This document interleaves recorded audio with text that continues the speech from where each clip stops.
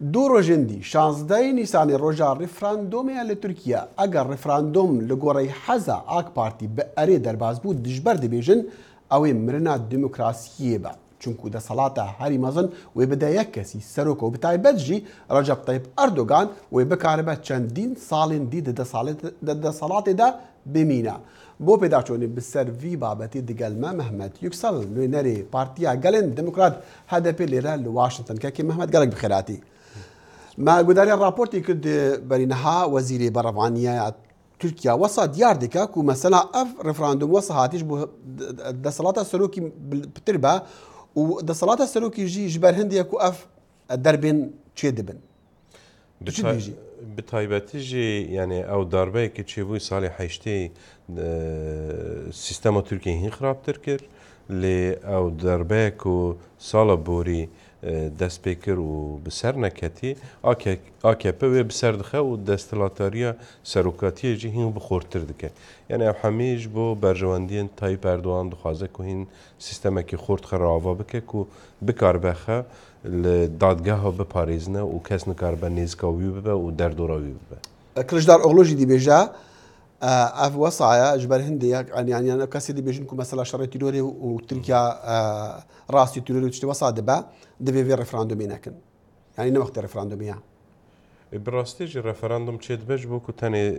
اردوغان بك بن غارانتيه نج بوكو سيستمك تركيا بگوهرنه يكشي تايباتي تركيا بيوستيا بنو يعني قانونك بنگهي نو هي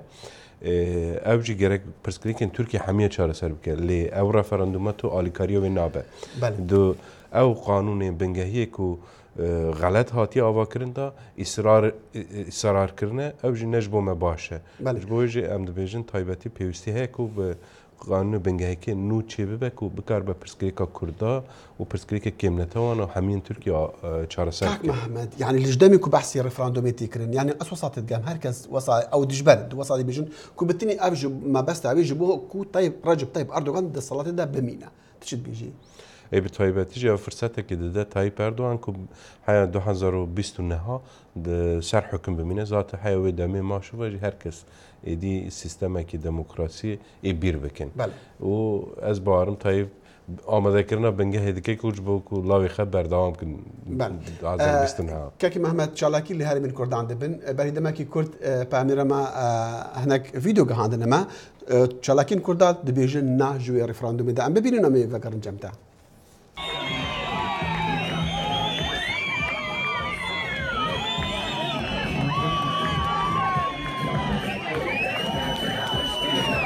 روزا 16 مهر دادگاه هوایی محکمه گل امی گش به هفته بس سر صندوقی امی حساب جزیره حساب گوره حساب سوره حساب میرای بده حساب تایبت آنا امی حساب همون مظلوما سر صندوق جوان ظالمانا بپرسن امی شسر موارا بیشن نا امی شروع پرسیمارا بیشن نا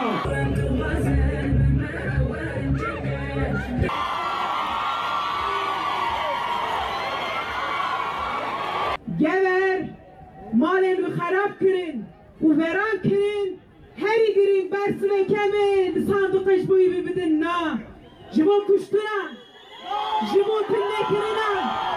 جمون برن همه بیشین نا ملك محمد كرت ما دبيجن نا يعني بري هر تشتي او تایپ اردوان دخوازه سیستم خواهین خورتر بکه لی او اکیبا که تایپ اردوان را دخبته باجار کرده خراب کرن او اکیب اگر اری ببه اول سر دستلاتاری به اردوان را بمینن و او جیتی معنی که زخت سر کرده ایهین پرتر ببین جبو که او اکیبا که اردوان را کارد که تو نیت وانی چاره سری کرنا پرسکری که کردی نینه او تنی به تشتكي تنه فهم دكن او بالزخت دفكرن كو اي كردا باش و بيخن و برسكريكا كردي چاره سر بكن جبونا ويجي تايبتي هر كس بيوسته كو بيجنا بله يكشي جبوكو داد يعني قانونا بنگهيه كي نو آوا ببه گرك ام نها بيجن نا و پیش روز قانون بنگهی که نوآوا بکن. بله او قانون بنگهی یا پیش نیاز کردی في ريفراندوم دا اگر در باز بو و گلک دا صلاتی بده سروکی و دادگاه پرانیا دادگاه دا سروک دا ببینه و کار به پارلمان بروخینه حکومت بروخینه هر وقتی فيها لی کاک محمد من تخواست وناشتر بيجم اگر در باز بو اون هدفه و چی بکن؟ اما کاری خبر دوام کن یعنی او نای معنی کو هر تشتك دسكنا لي تشتكي دينجها يعني او ظلم وزغطة اردوغان هم برببا او تي معناكو ايكو دجيوي بساكنين جي هم برببن او ظلم وزغطة كل كردا دبا ايل سر هرمي ديني تركاجي ببن جبوي خاصتك كي بنجاهين هنا خورتري غوارتني تشبن لي تايباتيجي يعني ام بالسيستم كي ديكتاتوري راوي دمي برور دمينن دجي ويجي جركم اتفاقي خورتر شي بكن وكي كرداج جرك هر دم آماده بن وكي بريخستم منكو دما تشتين وهاد بن گوارتن مزنجي بخوراتينن يعني ام جي جرك آماده بن گوارتن مزنجي خراب بگوارتن كديدس بيدكا يعني گوارتن كي خراب دبا وسيله كي گوارتن كي باشتر جي يعني اگر تو آماده به كاكي محمد قال لك سباس مزان اكبيجي قال لك خو حاضر كديا كوبا اري ريفراندوم در بازبات دس خوش سباس